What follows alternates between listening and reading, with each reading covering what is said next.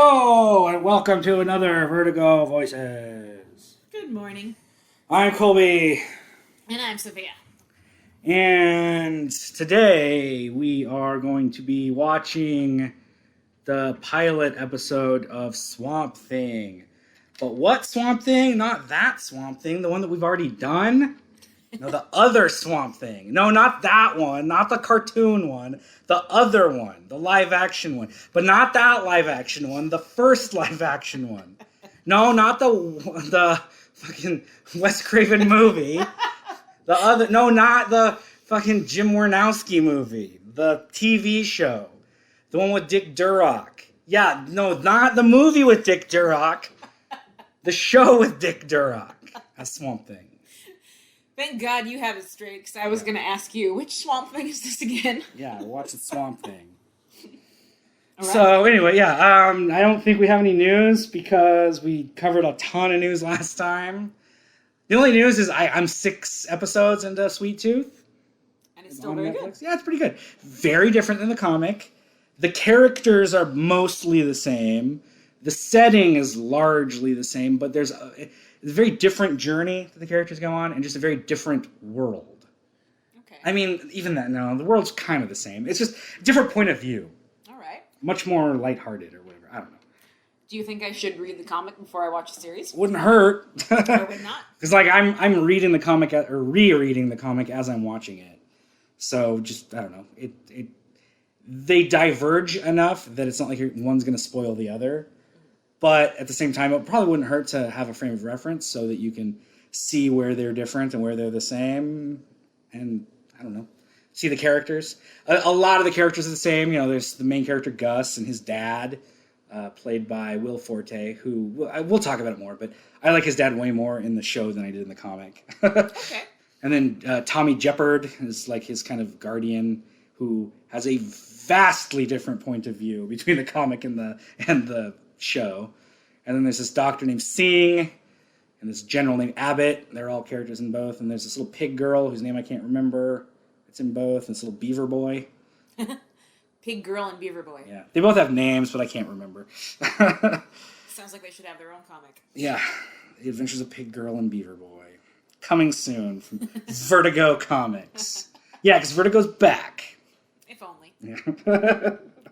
Someday. Someday. We can hope. DC will notice the massive mistake they made in forming multiple new mature readers' imprints instead of just sticking with the one that they had that was awesome. Right. Here. But as we dive in today, so which version is this again? This, you'll see. It'll be clear in a few seconds which version we're watching. Don't worry about it. Okay. So I already queued it up because the opening titles to this are annoying, so I just went ahead and queued it up. So we're going to hit play in 3, 2, 1, go. All right, here we go. In the beginning. The angel Lucifer was cast. We're watching Lucifer! No. You fucking idiot. No. I got you good. No!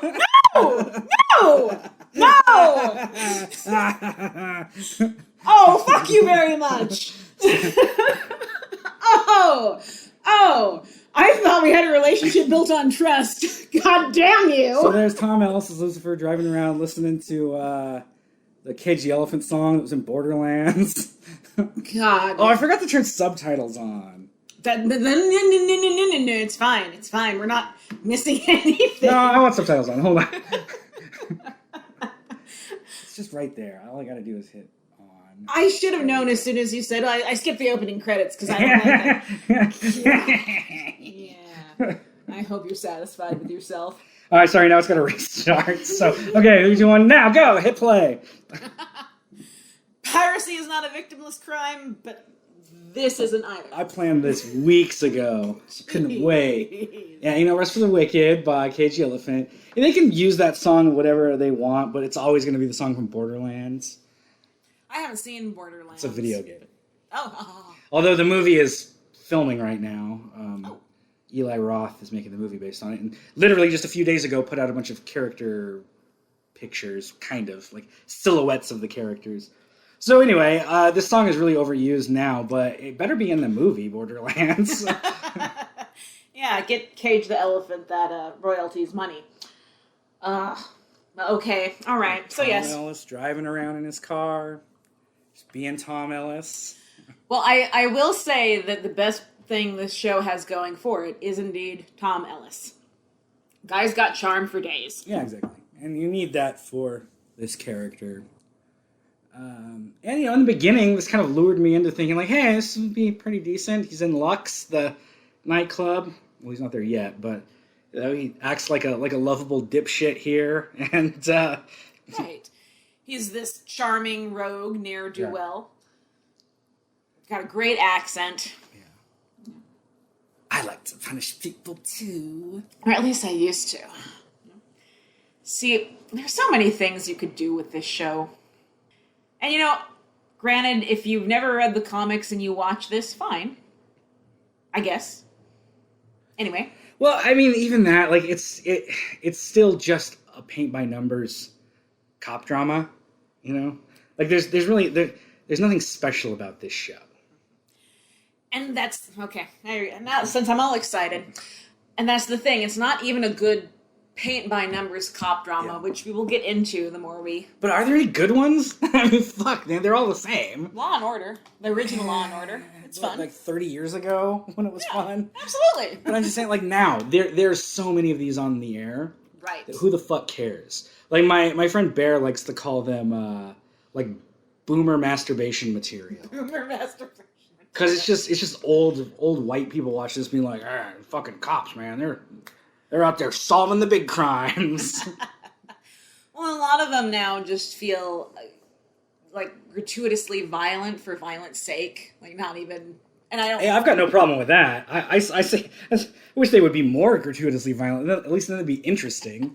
It's safe old person violence. Yes. It's the kind of violence that a grandma can be like, oh goodness, but won't look away from. Like, I don't want to watch it, but I can't. If there was actually one of these shows that was like about a serial killer that showed like somebody getting disemboweled or something, then I'd be like, fuck yeah, that's cool. Holy shit! Yep. They went there. There's the Lux. Mm-hmm. Where did they film this? They didn't film it in L.A. I think the pilot was. Oh, okay. Because I mean, you could see the Tower Records in the background there. True. Establishing shot. Then the rest is like Vancouver, isn't it? I have no idea. Isn't that where they film all subpar, mediocre series nowadays? Yeah, probably. But, I mean, there's a good chance it was filmed in L.A., too. There's a lot of, like, beach shooting later on in the series. True. We do get some beach scenes. Let's see. Lucifer. It's another thing. I hate the fact that they all call him Lucy. It's like his nickname. Like, way to defang your protagonist. Just give him the most stupid, effete nickname you can. Pilot was shot in Los Angeles. The rest of the first season was filmed in Vancouver with some exterior filming in LA. So we were both right. There you go. Production relocated to California during the third season, though. Okay. Well, makes sense for them to go. Season 4 was also shot in LA, as well as Burbank Studio Lot. So $35 million on production. Huh, that's pretty cheap. Yeah, that's why. That's why it's still going. In the grand scheme of things.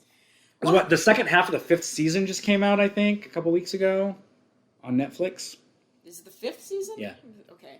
There was 3 seasons on network TV, then it got canceled and Netflix bought it. Mm-hmm. So they just introduced Mazikeen, although they don't really call her that. They only ever call her Maze.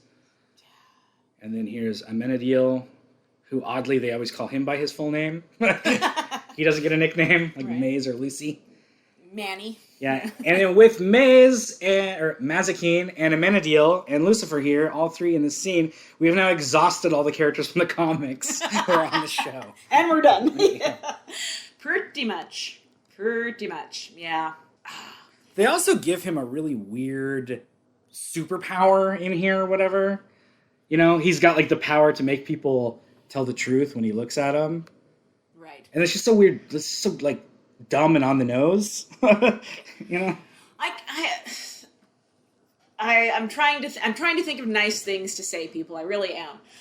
I guess you could kind of make the argument that, like in the comics, because a big part of the comics is he's like, no, I'm not some evil little character sitting on people's shoulders directing their actions. People just do what they're going to do. And they kind of adapted it in this, and the idea that like he can just get you to tell him your innermost fantasies like that. Towards the end of the first season, they actually adapt that Neil Gaiman speech that he gives about not. Like, I've never forced anyone to do anything that they didn't want to do. Right. And like, well, what use is a soul to me? You know. Exactly. that whole scene is adapted in this. Only instead of talking to Dream, I think it was. Instead of talking to him, he's talking to his therapist in this, played by Rachel Harris. What else is she in? She's in a lot of stuff. She's a comedian. She's been in a million things. Because I like her. I mean... I just remember she used to be on Best Week Ever all the time. Because in our first episode, I quoted her about diamonds and shit. Diamonds and shit. If you put diamonds and shit, it doesn't make the shit better. You just get shitty diamonds. She is not wrong. She was referring to Britney Spears and Kevin Federline at the time. Also an excellent metaphor for diamonds and shit. Yeah. Works both ways. Now, okay, I'm absolutely going to play armchair director here, or creator, or whatever, but if you're going to do this into a police procedural, why not? It would be so much more interesting just to have Lucifer decide to come to Earth and, hey, you know what? I'm going to be like a private detective, you know, or a cop, like work on the side of justice. Ha ha, isn't that amusing? But no, he's just a club owner. Yeah. Well, I mean, if you take that away, then it's not that comic book anymore. Like that, this is what ties him to that comic, is the fact that he owns the Lux and that he abandoned Hell. And obviously, I mean, this was optioned by the studio from Warner Brothers or DC or whatever. So it you have to have those ties to the source material. You know, it's the writer's job to come up with a way. I'm sure they could have done it. Well, but I mean, I'm saying that if you change too much, then it's no longer an adaptation. Well, so if you're changing his reason for being there and his like background and everything, then it could be any take on the devil. But this was specifically sold to the studio from Vertigo or DC or Warner or whoever as an adaptation of the comic. So if you're going to do that, you have to adapt certain aspects of it. I guess. I'm telling legally that's how it has to be. Like I'm not just coming up with shit out of my ass. I understand your point, but if that's what they did, then it would no longer be an adaptation of Lucifer. And for better or worse, that's what this is. That's what we get. Yeah. Yeah, I understand. Legality is such a slippery eel. She's dead. I'm so sad, because I've never seen a human die before. Right. I had such a strong bond with that character. It's one of the things that bugs me about this, too, is just like, he's got that, like, aloof otherworldliness, and I get that. I get that because he is otherworldly, but at the same time, like, he is a part of humanity. Like, he's been with humanity since humanity has existed. And it's supposed to be like he was first, and like at the beginning, or no, is it later? I don't know. When he bribes the cop, or maybe it comes later. It's when he's with Decker, and he tries to throw that guy off the roof, and she's like, "You can't do that." He's like, "Why not?" Like, because it's illegal. Like, well, the fucking devil would know what's illegal and what's not. Not just because he's been living on Earth, but it's one of those like if nothing else, he would know the laws so that it's more fun when people break it, and he gets to punish them or whatever. Right, exactly. So like aloofness only works so far. Well, and there's a difference between aloofness and stupid. It's true. Also, I don't buy her as a cop even for 1 second. Not at all. Not at all. And especially her backstory. Like, she used to be like a fucking like titty movie star. Yeah. And now she's a cop. Like, yeah, name me one fucking Skinamax queen who ended up going into law enforcement. Jesus Christ. Yeah, you can tweet it at him on Twitter, folks, but no. Yeah.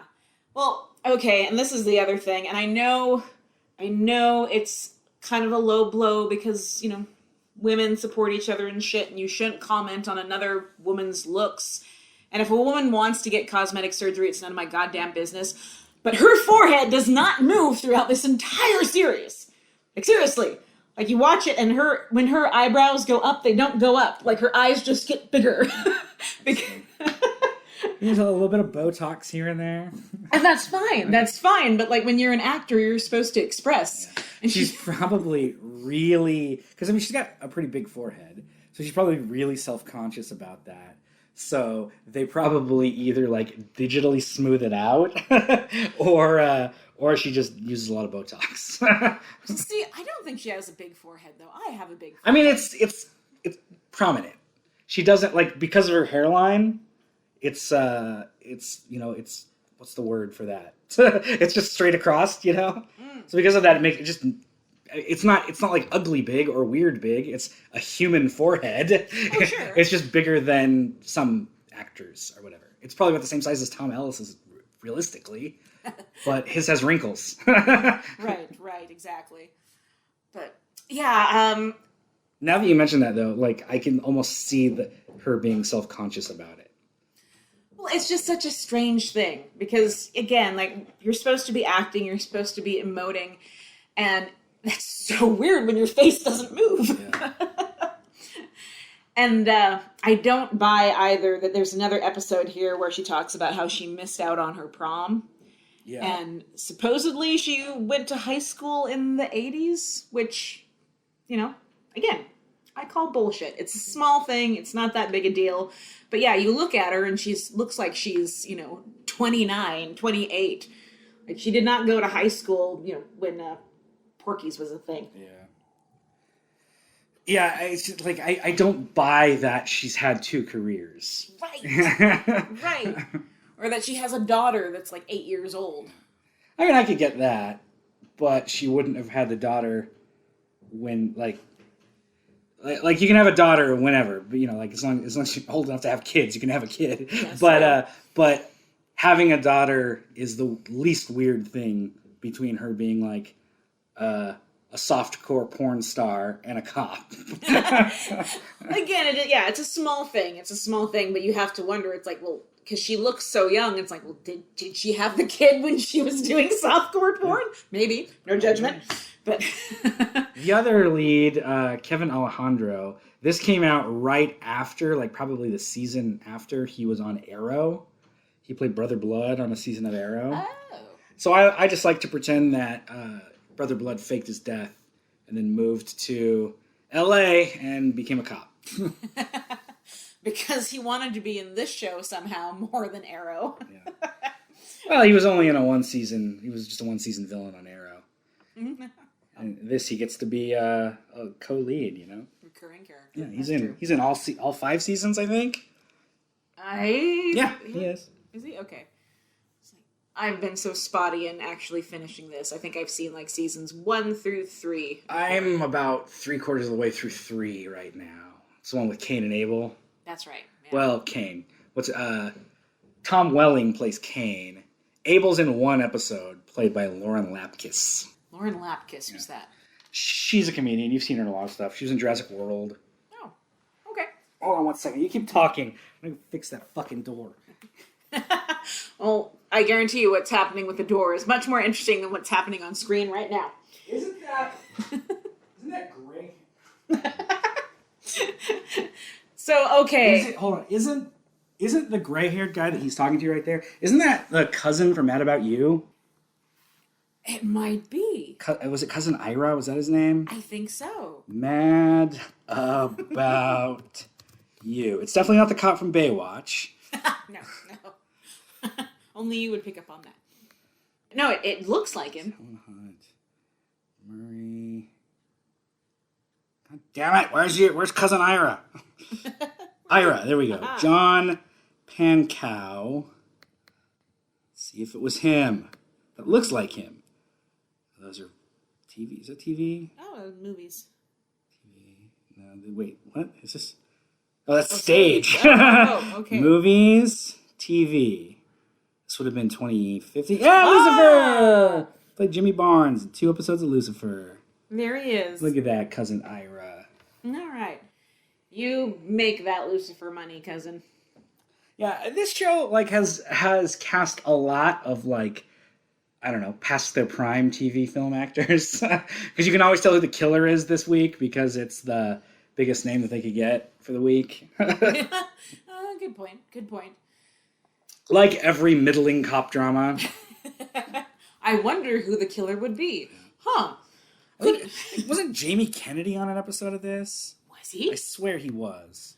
I might have just blanked that from my mind. Maybe it was somebody else. Jamie Kennedy. Yeah, the chef Jamie Kennedy. That's what I meant. Of course. Fuck you, Wikipedia. God damn it. I think he was. Let me see. Jamie Kennedy. Yeah, oh, there he is. There he is, Lucifer! Yeah! And Andy Kleinberg in the episode Stewardess Interruptus. Very well, then. Huh. See, it takes all sorts. Did you hear about the like religious movie he was in last year, Jamie Kennedy? Called Roe v. Wade. It's like an anti-abortion political movie. And somebody interviewed him like, how did you, like, why are you in this? And he was basically, A, paycheck's a paycheck. B, I had really no idea how crazy these people were. I hope he gave a good donation to Planned Parenthood. It's Jamie Kennedy. He gave a good donation to Jamie Kennedy's rent fund. That's fair. Like you said, at the end of the day, you gotta make that money. That's it. Have you ever seen The Specials? He's really good in that. Oh. It's from 2000. It's been a while, but yeah, it rings a bell. He plays Amok. Amok.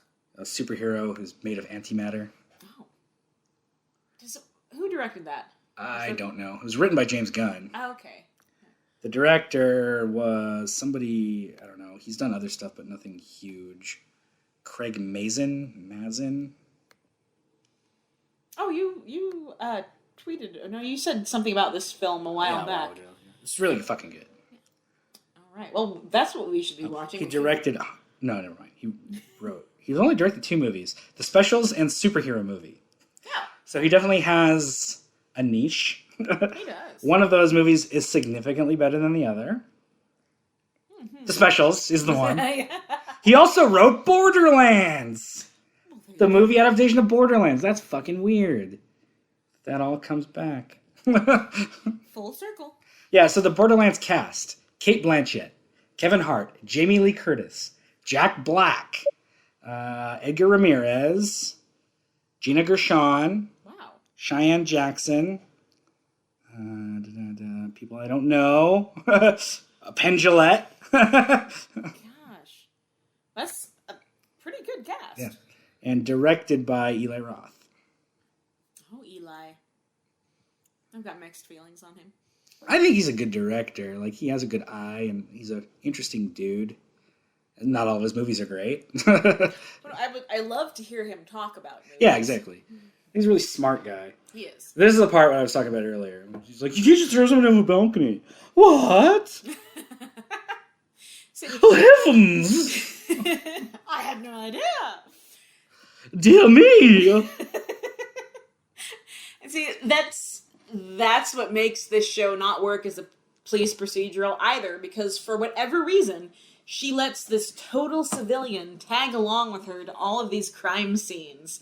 And well, so does Lestrade and Sherlock Holmes. that's different. That's Sherlock Holmes. Lucifer Holmes. Lucifer Holmes. God. Sherlock Lucy. Yee! Oh, don't give him any ideas. I mean, that's essentially what this is. It's the fucking straight man and then the wacky one, the Sherlock and Watson. The one who's by the books and the one who's, out there. The rebel. Yeah, the rebel. And it's just like, it's such a stupid dynamic between those two that it's obvious and, again, it's not original. No. It's weird that they took the comic book Lucifer and turned it into a cop drama.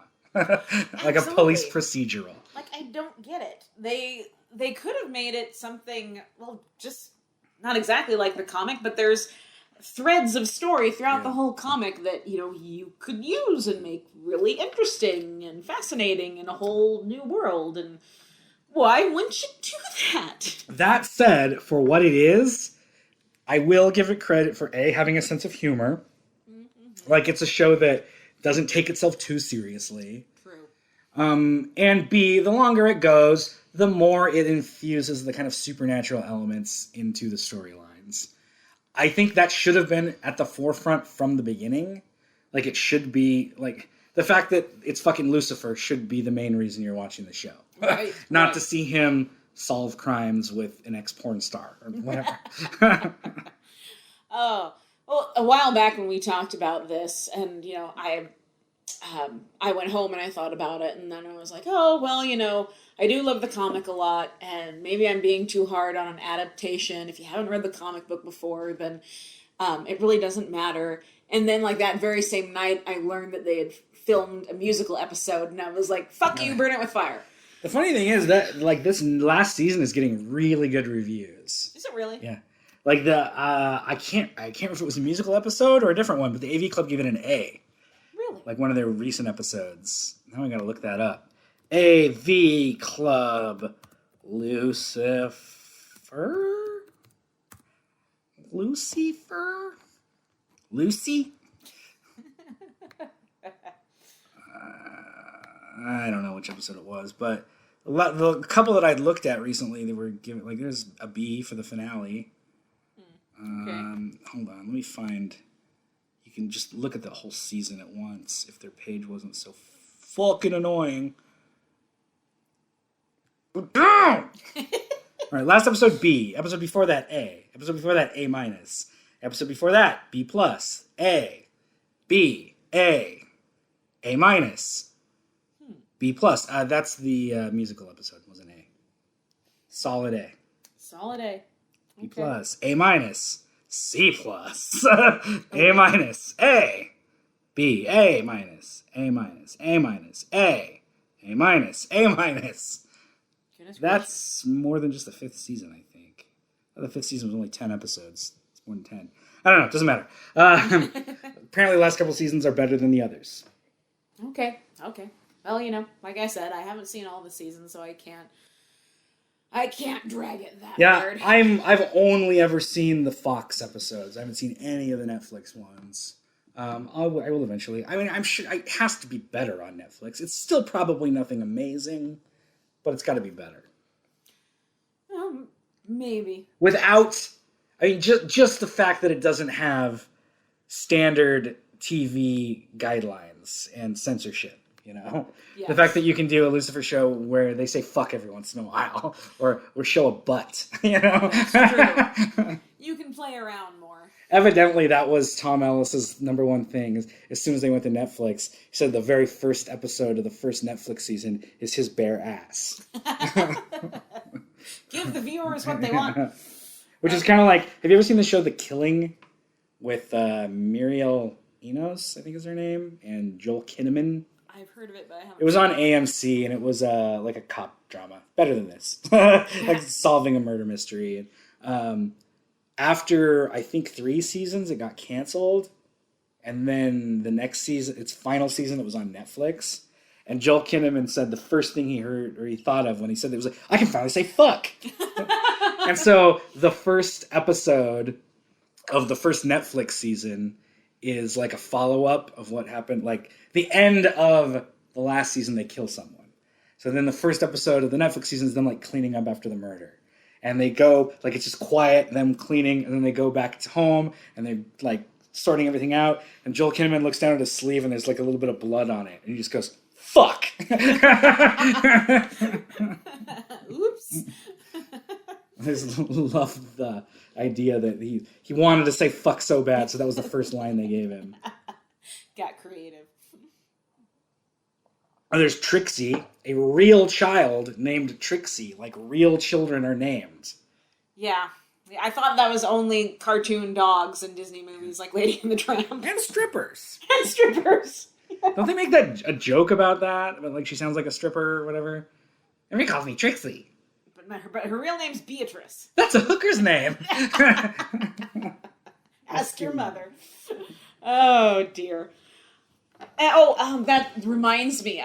Several episodes back in our podcast, I can't remember which one it was, but I made some offhand comment about how the later seasons turn Lucifer into a dad. And someone who's a big Lucifer fan, this acquaintance I know, told me, they're like, well, actually, no, that's just he goes to therapy with Trixie. And I was like, yeah, that's still fucking stupid. When does that happen? It's something like in season 4 or something like that. Season you haven't seen? Yeah, season I haven't seen. Gotcha. Because I was like, it definitely hasn't happened in what I've seen so far. But it's like, again, that's why that character exists. And don't get me wrong, I love a feel-good parental-child moment in film or television when it's done right. But this, like, child actors who are just there to play really precocious kids who are, like, somehow smarter and more mature about really intense emotional situations than the adults, it's like, that's so overplayed. It's so overdone. We were talking about big foreheads earlier. Look at Kevin Alejandro. Look at his face. That's just a really, really big face. He does have a very broad It's face. long. Oh. Look at that. It's like twice the size of Tom Ellis's face. You can fit 2 Tom Ellises from forehead to chin on Kevin Alejandro. Yeah, and see, I don't buy that Kevin Alejandro and this woman are like the same age. Yeah. That they're peers. Well, I don't know. They may be. I have no idea how old each of them are. Neither do I. Let's see. Let's see if you're right or not. Oh, fuck. I closed that. Wikipedia, Lucifer. Wikipedia. Lucifer. Wait, maybe she was a freshman when he was a senior, but I think that's kind of generous. Let's see. Let's find out. Lauren German was born in 2002? No. So she's 42. Okay. Kevin Alejandro, she is way older than I thought she was, it's all the Botox. Kevin Alejandro is 45. Oh, so okay. They're close. Man, closer than I thought. Probably met in college. Probably. On the set of whatever film that was. So she's 42. I mean, now, this was, 4 years earlier, so she's in her late 30s. Yeah. So, I guess that would be plenty of time to have a kid. I mean, it'd be kind of late having a kid who's like 7 or whatever old she's supposed to be. I guess, start... She was in her early to mid 30s when she had a kid. Yeah. She had her film career in her 20s. I guess. I don't care that she had a film career and a kid. You can have both. Yeah, it's just weird that she had a film career and then she's now like a detective. It takes a long time to become a detective. It really, really does. You have to go through like college and then like police academy, which none of that really takes that long. But then you also have to like put in your time as a beat cop and all that. You have to work your way up the ranks. Yeah. So yeah, I mean the miracles of Hollywood. But now that I find out she's in her 40s, like yeah, that's definitely some Botox going on there. Yeah, I mean, and again, if someone wants to comment about how, I'm getting down on another woman's looks, I'm not. She's a beautiful woman. If she wants to use Botox, I totally understand. She works in an industry that is really afraid of casting women with wrinkles and, in lead roles, much less lead roles where they get to be sexual and, interesting. But, again, her eyebrows don't fucking move. You talked about her being sexual. Like, she seems so chaste to me in this. Like I've never once even considered that she was sexual, even though she has a kid and that she's got like, Cinemax nudie movies in her background. That's true. It's still like there's nothing like they try really hard to make her non-threatening, quote. And it feels really weird because again, like maybe that's one of my hang-ups too, is that I don't feel like that would be in her background if she's this closed off and conservative. Right. Or she must have some very strong denial issues there. I guess. Well, but going back for 1 second, when you're talking about Lucifer being a dad and like how they put Trixie in here just to like kind of soften him up, you see that a lot in that like they feel like to make a character grow, they have to be like a closed off bad guy to like a good guy who's nice to kids or whatever. Right. Whereas in the comic books, Lucifer grows quite a bit, but like just, I don't know, more intelligent, Exactly. more well-rounded. And like you don't have to have such an obvious chart of graph of growth. Mm-hmm. It just seems really obvious in a TV show like this. Like, oh, he's like it's the devil, but now we'll make him like nice to kids. Right, exactly. Fucking take the little girl to a recital or something. And it's like the same thing with Mazikeen, who like has the worst character development ever in this because she's just so stupidly goofily evil. I'm like, oh, I'm not. What? You mean your fucking kid can't play with my knives? Oops. Right. Well, like, the very first time we see her in this series, like, she's got some guy under the bar giving her head. Yeah. And then, it's like, ooh, oh dear, how naughty. And it's just like, Mazikeen in the comics is so cool. She's complicated. And, well, she's very reserved. Like, she's like the Decker of the comic. She is. And that she's much more, like, she doesn't have all of her cards laid out on the table, and she's not that, like, aloof goof who's, just stupid. I feel like I feel like they didn't know what they were doing when they were adapting those two characters, or creating one. Like, they needed a straight man for Lucifer. Instead of using Mazikeen, they created a new character. Right. Since it had to be a cop drama. Mm-hmm. And a female, so we could have a love story. It could have still been a detective story with Lucifer and Mazikeen. Yes! Just, like, traveling around solving supernatural crimes. Yes. That would have been way more interesting. And it could have still been cheap. Right. Like, you could have kept it low on the budget and filmed it all in fucking Vancouver or whatever. There's plenty of supernatural shows filmed in Vancouver. Probably Supernatural. Being the biggest one. Yeah. Sure that was filmed in Vancouver. Oh, it totally was. Yeah. Yeah. I'm the President of the United States of America. I don't know what's going on. He just walked into a film set, I guess. Yeah.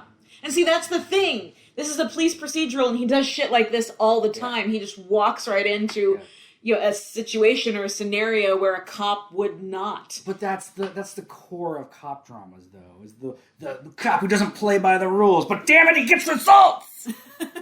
But that's the thing, he's not a cop! He's a fucking club owner! Exactly, but he's friends with a cop! Somehow. Oh, yeah. And in regards again to their dynamic, and this is also a totally overused trope, and it falls in line with what you said about the bad guy who has to have something to soften him up, like a precocious, innocent, funny child. It's the what she represents, and she is purity, she is chastity, and for whatever reason in popular culture, that just makes a bad man good again. Well, I mean, that's a tale as old as time, though. That's not, it is. Not even just modern pop culture. That's fucking ancient. Oh, true. Yeah, that goes back a long way. And that's not necessarily a bad thing. But again, like you alluded to, it doesn't mean she's an interesting character. Yeah. It's tropey. This whole thing is really tropey. Right. And now that I put that bug in my ear about Lucifer and Mazikeen solving crimes, like, fuck, man. That literally just came to me, and I really wish that had been what the show was. I would probably be into it a lot more. Just putting the supernatural more at the forefront makes it more interesting immediately. Right. The whole they could have done like at least several seasons about them trying to reconcile the supernatural with life on Earth, and the fact that all of these different entities, Manny included, no, wrong angel, excuse me.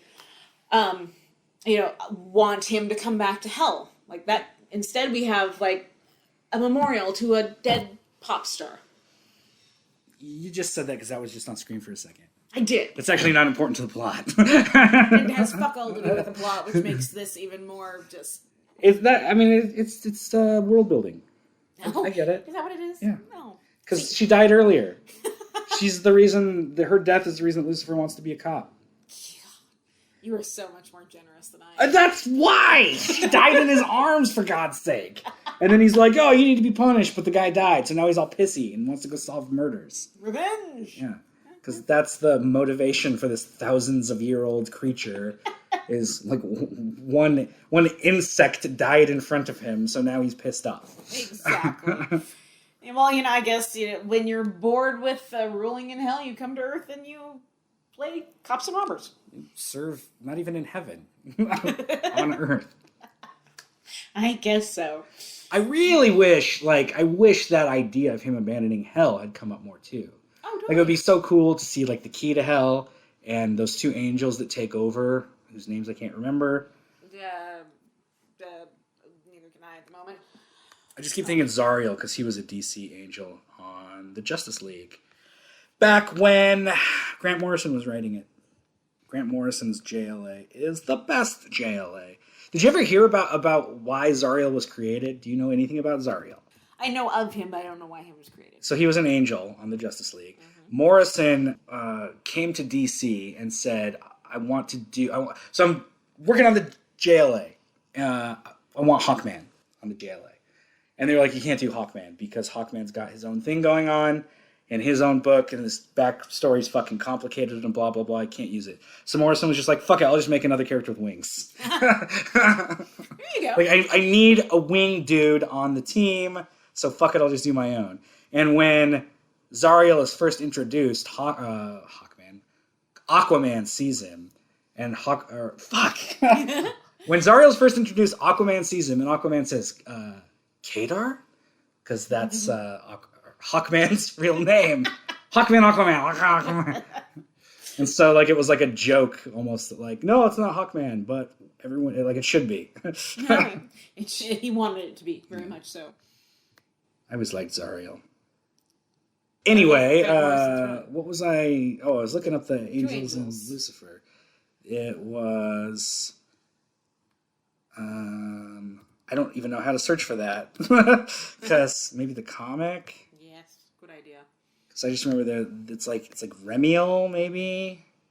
Something like that. One of the villain angels in Zariel in JLA was named Asmodel. It's not him. This is going to take... Oh, Duma! There's one. Duma! Where did he go? Duma and Remiel! I was right about Remiel. You were. Yeah, I'm smart. Very much so. Smarter than this show.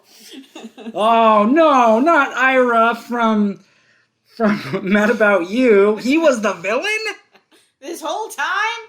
The easily, highest paid member of the cast for this episode? It's the villain? And this part too, where they're in these dangerous high-stakes situation that no civilian would be allowed in if a cop is doing their job right. And just, throughout this whole series, he tells her again and again, I'm the devil, which is dumb. You'd think that she'd be like, okay, a straitjacket for you. You are not allowed to accompany me to any more suspect or witness interviews. But... And here she is shot because we all know that the lead actress is going to die in the first episode. You don't know that she's the lead actress. Maybe she's just for this. It's Constantine. What's her name? That one chick that was only in the first episode. Lucy Griffith. Yes, thank you. Because she was also in Preacher. That's right. The Vertigo adaptation all-star. Well, then she deserves a role in this somewhere. He deserves his weird Hellraiser skinned look. His peeled Yukon potato face. Which that just goes against the idea of Lucifer. His real look is beautiful and blonde and yeah. That's the whole point. He's an angel. Lucy Griffiths.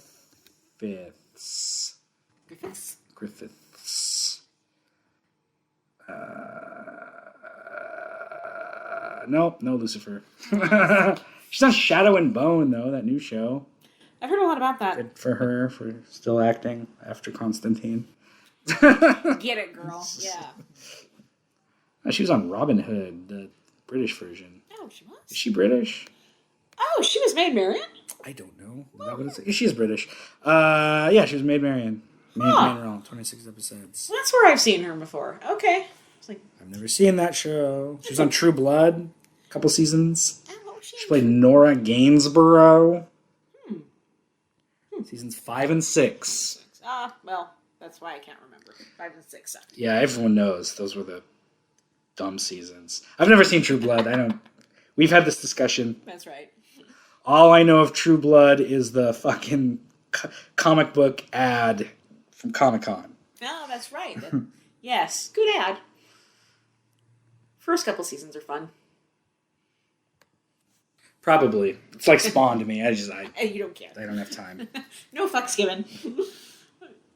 Probably have less vitriol for True Blood than Spawn. Yeah.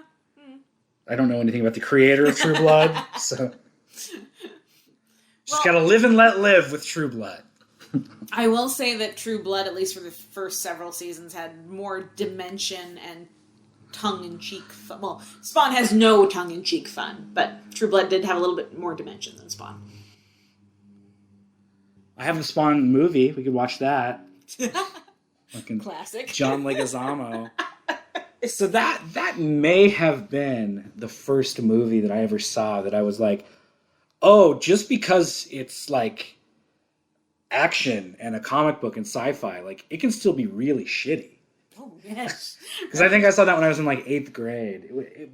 I didn't see it in theaters, but it had like just come out on VHS or something. And I watched it and was like, I remember watching it at my grandma's house when I was spending the night one time, and just being like, oh fuck, this is bad. Like, this is stuff that I like can be bad. And I like watched that and like Steel in the same weekend. And just like, maybe it wasn't the same weekend, it was probably the same month or whatever. But like, what the fuck is going on? Like, is the world going crazy? You poor thing. Like superheroes and comic books and movies, these should all be good. Why are these not good? Why is this so messed up? Hey, he called him Lucy. Oh, Lucy. My hatred for you grows stronger with every visit. Which is like every time... Well, I wouldn't have it any other way, pal. I look forward to eating your heart one day. Peace. They should just be like powdered wigged, fucking like ponces. Dandies. Yeah. Well, heavens. CGI coin. Mm-hmm. Real good effect there. When he's having a... I sense your disapproval, man. What is it? Oh. His can't understand. Oh, gosh. Yeah. There's something different about her. That I don't quite understand, and it vexes me. Yeah. Yeah, see, that's what I mean. That's what it's the whole, I've never met anybody like this before. It's like, well, really? You as Lucifer? I'm glad that they actually addressed that eventually, but in like second season, like she's not supposed to exist. You know? That's the thing. I can't remember that part. Amenadiel was supposed to kill her parents. Oh. Or something. Maybe that's it, but he didn't, and that's why Amenadiel's not on God's good side anymore, because he like failed his mission. So because her existence makes something about Lucifer. I don't remember. They go into it in the second season, and when they did that, I'm like, okay, like, that's not the most elegant thing, but at least they did provide an answer as to why she's different and why his powers don't affect her or whatever. Because it's a prophecy thing. Yeah, exactly. She's the one. Yeah. That sets it back on the rails for sure. Good old Jerry Beeheims. I hope, well, I'm not going to say I hope you're happy, Jerry. I'm sure he is. Marco de Beltrami did the music for this. He did the music for both Quiet Place movies, because I just watched both of them back to back. Did he really? Saw his voice. Yeah. Yeah. Hey, Neil Gaiman got credit. You see that? I did see that. And, you know. That's one thing. Like, Neil Gaiman has always been supportive of this show. He has. He's not very involved. He's always been like, yeah, you know. Like, somebody commented on Twitter just the other day asking him, hey, there's Vertigo logo. Yeah. Somebody on Twitter the other day asked him about casting Mazikeen in the Sandman TV show. And that, like, hey, I can't wait to see Mazikeen meeting Mazikeen. You know, like the Leslie Ann Brandt's version meeting the version in Sandman. And he commented like, yeah, you know, someday that would be great to see. Mm-hmm. So like, yeah, you know, I mean, he's always been very vocally supportive of the show, even though obviously he has nothing to do with it. And obviously they just barely used his source material or Mike Carey's. Mm-hmm. But, I mean, at least he's not angry. No. Well, I have to imagine that he got a good chunk of money for this too. I'm sure he got decent money, but again, he's not like working on it, so he's not a producer or anything. He just gets the residuals that you get for creating characters. That's true. But no, you're right. He's very graceful and he's just a classy guy. Yeah. I mean, obviously, this isn't even my creation. I'm still frothing at the mouth. And it's funny too that because I mean, technically speaking, he didn't create this character. No, he didn't. I mean, he created the Sandman version of it, obviously, but it's funny to think there's a creator credit for the character of Lucifer, who's been around since antiquity. You know. Right. I mean, does John Milton get a creator credit? Maybe he should. I don't know. Maybe he should. like Gaiman has always said that the hell that exists in Sandman, he's like, that's definitely not my version of hell. That's just Milton. Because somebody asked him once, like, what's your vision of hell? And he said, just a blank black screen with no words on it, because I can't think of anything to type. That's hell. Damn. You put it that way. Oh, well. Yeah, so we did the thing, folks. Yeah, I snuck in some Lucifer. Yeah. About that. Yeah. Now my deflection when you asked earlier about doing Lucifer makes more sense, doesn't it? It does. It does. You sneaky, sneaky man. So what are you going to give this? Is this for to go? Or is this for to slow? Or is it for to stop? This is a Verto dead on arrival for me. If you like the show, folks, good on you. You know, you'll like it regardless of, what I have to say. But it doesn't work for me as a adaptation. It doesn't work for me as a police procedural. Again, the only thing I really feel like it has going on is some of the humor and Tom Ellis. It's a dumb, safe show for dumb people. I mean, that's it. There's nothing wrong with dumb entertainment. Not at all. Not at all. But I mean, like, let's call it what it is. It's a dumb show that has millions of fans because there's a lot of dumb people. I'm not saying you can't be smart and like the show. I'm just saying that a lot of people who like it are probably dumb, and math is not on your side if you're a fan of the show. Well, it's like, if you like this show, fine. Like, I like a lot of dumb shit, too. But don't pretend that it's edgy or insightful or that it is dark and gritty, because it's none of those things. Yeah, and I like a lot of dumb shit, too. And I've made my peace that a lot of other fans of that dumb shit are dumb themselves. Oh, yeah. And again, I will even allow it the idea that if I had never read the comic books before, perhaps I might like this a smidge better, but I like to think I have more taste than that. Even still, it's still dumb. It doesn't matter if it's based on a comic or not. Right. It's like the Constantine movie. It still doesn't make any fucking sense. It's still dumb. That's true. So yeah, I don't know. I oscillate between Verta Slow and Verta Stop. Mm-hmm. Because again, it's not very good, but it's tapped into something. It's got lots of fans. I will hesitate. Oh, so okay, I'll give the pilot a Verta Stop. The show in general, I won't judge until I've seen it all. Just because if the last two seasons really are pretty damn good, then I can't fault the earlier. Because I mean, there's a clear split between the Fox stuff and the Netflix stuff. Yes. So if it does get markedly better, then yeah, I'll give it a higher rating. But you can't just ignore the 3 seasons that sucked. So it's never going to be Verta Go, but it may be Verta Slow. We'll see. It might chug along. Yeah. I will get back to everyone on it. And to be fair, I probably will too. You can't review an entire series if you haven't seen the entire thing. Well, I mean, right now we're just talking about the pilot. We are. But, whatever. So, Verta Stop, sure. Yeah. Put the brakes on. Yeah. So, yeah. I think next time we'll probably start digging into Sweet Tooth. Yay! Since that's on.